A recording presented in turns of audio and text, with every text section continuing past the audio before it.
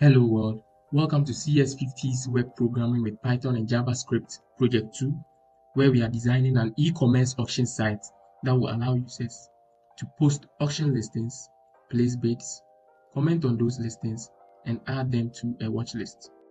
This time round, we delve deeper into Django, introducing the concept of Django models, which we would normally use to store data with regards to users and other objects on our site, using SQL to manipulate this data.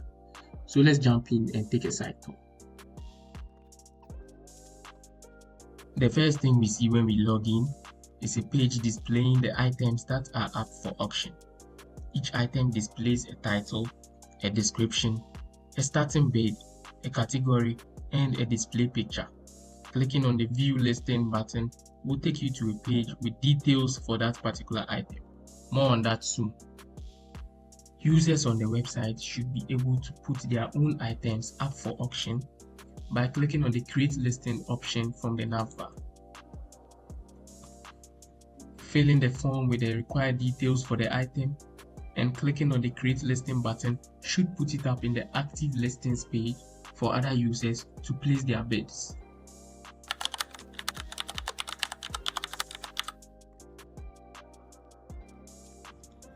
And voila, our new addition to the list. Let's now check out the details of a few items up for auction.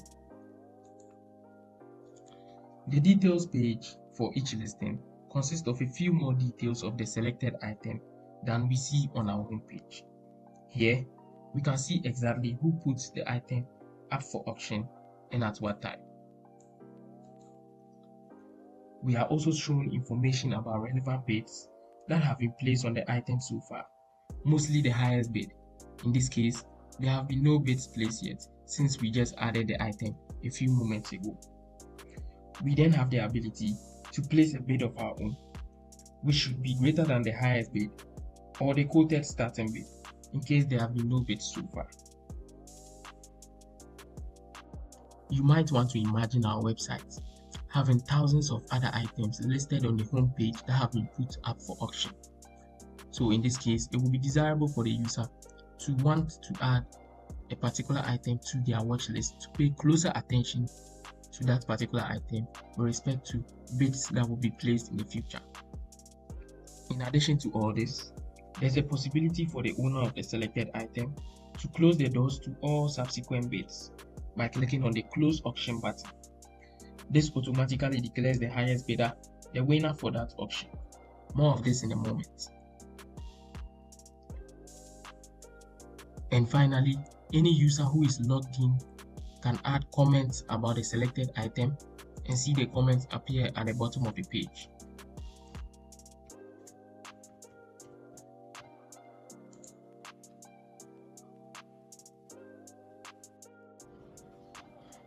So I'll move back to the home page and I'll select an item that was listed by a different user. I'll now try to make a bid lower than the starting bid, for example. And here we get our first error message. I'll make the right bid. And here we can see our bid has been accepted. I will now add this item to my watch list to pay close attention to any future activities. Here in the watch list, you can see the list of all the items that I care about. In the categories section is the list of all the distinct categories of items on the home page. This is very useful for the user because it reduces the sample size when looking for a specific item.